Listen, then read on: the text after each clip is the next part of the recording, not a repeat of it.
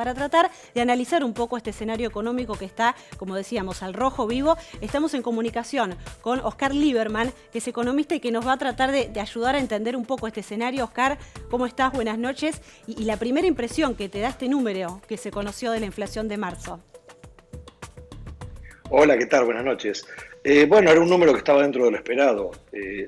La dinámica de la inflación está entrando en una dinámica que tiene elementos hiperinflacionarios porque hay una realimentación muy fuerte entre el proceso inflacionario que tenemos y el efecto que esto genera sobre las expectativas. Con este sistema funcionando sin que se haga nada por detenerlo, son valores que están dentro de lo esperado. Valores preocupantes, altamente preocupantes, porque estamos hablando de una inflación que anualizada tiene que superar el 100% y puede llegar a cualquier valor si no se hace algo. Entonces no deja de ser preocupante, pero está dentro de los valores que uno preveía. O sea, ¿dijiste 100% de inflación o yo escuché mal? ¿Podría llegar ahí? Sí, claro, si uno proyecta una inflación del 6, entre el 6 y el 7% mensual acumulado a lo largo de un año, genera un 100% de inflación, por supuesto, sí, es así. Creo que mucho más preocupante que ese valor es el hecho de que la tasa de inflación se está acelerando. Es decir, cada mes vemos una aceleración mayor, porque eso habla de un proceso que no es de una inflación constante, sino de una inflación acelerada. Y los procesos acelerados de inflación, más tarde o más temprano generan hiperinflación. Es cuando la causa de la inflación, que es este problema del permanente desequilibrio fiscal monetizado con emisión sin respaldo, genera un aprendizaje en la gente, y el aprendizaje es que, como todo el mundo sabe que va a haber inflación, y si se queda con la inflación, pierde, sale a refugiarse, y eso es el mecanismo de expectativas, es una retroalimentación que acelera el sistema cada mes, porque el que se quedó en pesos sabiendo que va a haber inflación, perdió. Entonces sale a cubrirse de alguna manera, y esa cobertura acelera el proceso, y el proceso hace que la tasa cada mes sea mayor, y por supuesto esto no tiene techo, más tarde o más temprano, si eso no se detiene, explota, son procesos explosivos. Digamos que entonces lo de marzo, este pico de inflación en marzo, no es un pico aislado, sino que puede haber una continuidad de una inflación que se siga acelerando. Sí, por supuesto, yo no lo tomaría como un tema estacional porque lo explicaste muy bien cuando dabas los índices abiertos. Vos fíjate que la inflación, ¿dónde pegó más fuerte? Donde la gente usa el dinero. O sea que lo que te está demostrando que no hay un problema sectorial o, como suelen decir ahora, multicausalidades, sino hay un problema de pérdida de valor del dinero. ¿En qué usó la gente el dinero? Lo usó para comer, para vestirse y estacionalmente para educación.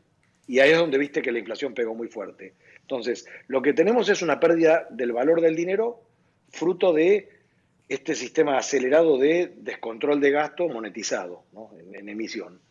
Y eso produce un aprendizaje que hace que se realimente. Si eso no se corrige desde las bases, podemos seguir probando con medidas de este tipo de cosas, qué sé yo, acuerdos de precios, precios cuidados, lo que sea, y por ahí eso, combinado con alguna tasa de interés muy alta, puede hacer que circunstancialmente un mes baje un poco la inflación, que en vez de ser 6,7 sea 5 y pico, 6, pero esos son valores compatibles con una hiperinflación, no son valores manejables.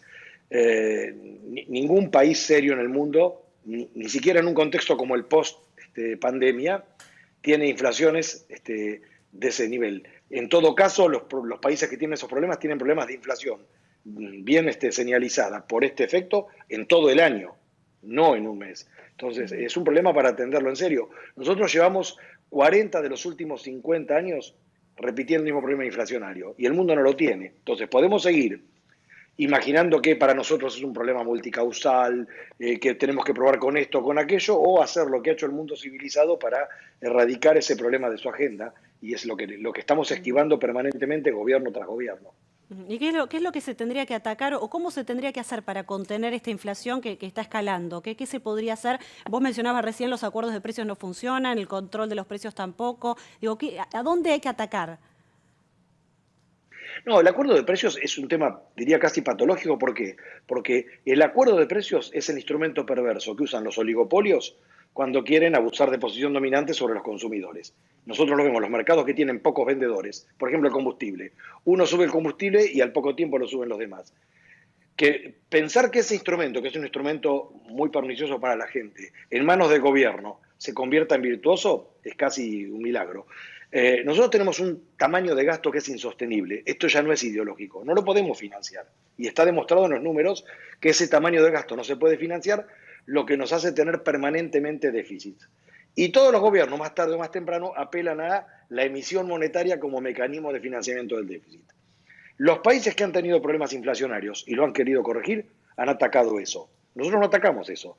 Por supuesto que atacar el problema del tamaño del gasto, todo el problema fiscal en su conjunto y el problema monetario implica hacer una enorme reforma fiscal, desde el punto de vista del gasto, desde el punto de vista tributario, en las instituciones en las que los tributos pueden también tener problemas, como por ejemplo una reforma laboral. Si uno ataca ese problema, uno puede dejar de monetizar un problema porque ya el problema no existe y se corrige. Si no, podemos seguir buscando mecanismos de corto plazo, pero con esta idea de terror diagnóstico, de hablar de multicausalidad, nosotros estamos, en el momento del diagnóstico, estamos mezclando la enfermedad con los síntomas y con los efectos colaterales. Si uno ataca la enfermedad, los síntomas, los efectos colaterales desaparecen. Si uno sigue buscando cómo disimular el síntoma o cómo hacer un poco más leve los efectos colaterales, la enfermedad, entonces, me da la impresión, si uno mira esta aceleración que venimos teniendo desde hace 20 años, se empieza a acelerar, cada gobierno hace algo. Me acuerdo, en el último tramo del gobierno de Macri se habló de emisión cero, se hizo algunas correcciones, se llevó la tasa de interés a niveles. Si uno hace algo de corto plazo, puede volver a bajarlo un poquito, pero se vuelve a escapar. Me da la impresión que en este ciclo donde se escapa, lo planchan un poco, se escapa, lo planchan un poco, estamos llegando a un nivel límite donde ya no da para más aspirinas. Es como que o empezamos a atacar el problema en serio o nos vamos a encontrar sobre fin de año con un valor de inflación que va a ser realmente sorprendente. Bueno, esperemos que se pueda resolver la situación, que no lleguemos a los 3 dígitos en la inflación, pero bueno, realmente el panorama es complejo. Oscar, te quiero agradecer por estos minutos para conversar, ha sido muy claro con las definiciones y tratar de entender un poco este escenario tan impredecible como lo es la economía argentina. Muchísimas gracias. No, muchísimas gracias a ustedes.